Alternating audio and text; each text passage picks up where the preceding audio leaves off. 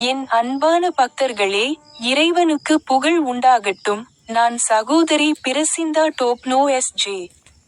உங்கள் அனைவருக்கும் என் அன்பான வாழ்த்துக்கள். இன்று ஆகஸ்ட் மாதம் 15ஆம் நாள். 2026ஆம் ஆண்டின் 8வது மாதம். உங்கள் அனைவருக்கும் 80வது சுதந்திர தின நல்வாழ்த்துக்கள். விண்ணேற்ற நாள், அன்னை மரியாவின் விண்ணேற்ற நாள் என்றும் கொண்டாடப்படுகிறது. சர்வவல்லமையுள்ள இறைவா, இந்தியாவின் சுதந்திர தின நன்னாளில் நாங்கள் உமக்கு நன்றி கூறுகிறோம்.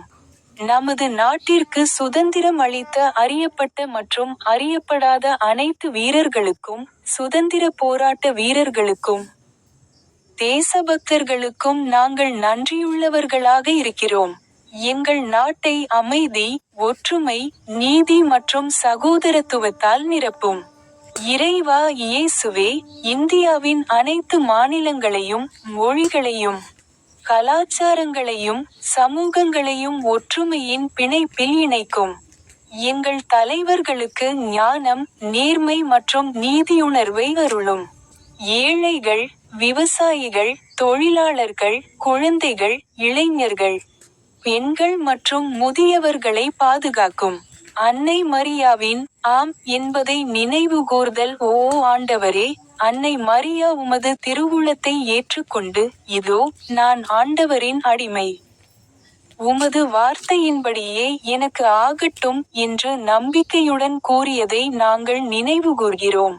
ஓ ஆண்டவரே, அன்னை மரியாவைப் போல, விசுவாசம், தாழ்மை மற்றும் தைரியத்துடன் உமது திருவுளத்தை ஏற்றுக்கொள்ள எங்களுக்கு கற்றுக்கொடும்.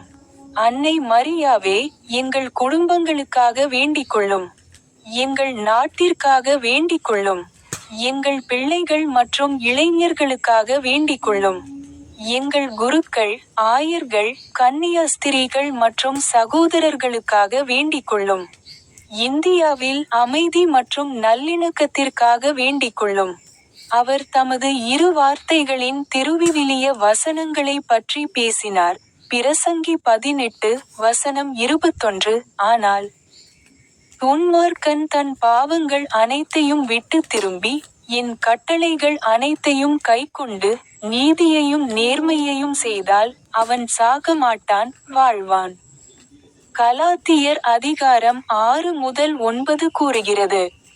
நன்மை செய்வதில் நாம் மனம் தளராமல் இருப்போமாக, ஏனெனில், நாம் தளராமல் இருந்தால், உரிய காலத்தில் அறுவடை செய்வோம். இறுதி ஜெபம். பரலோக தந்தையே, தாய் இந்தியாவை உமது அருளால் ஆசீர்வதியும். பொறுப்புடன் கூடிய சுதந்திரம், நீதியுடன் கூடிய இரக்கம், மனித மாண்புடன் கூடிய வளர்ச்சி ஆகிய பாதைகளை எங்கள் தேசத்திற்கு காட்டுங்கள்.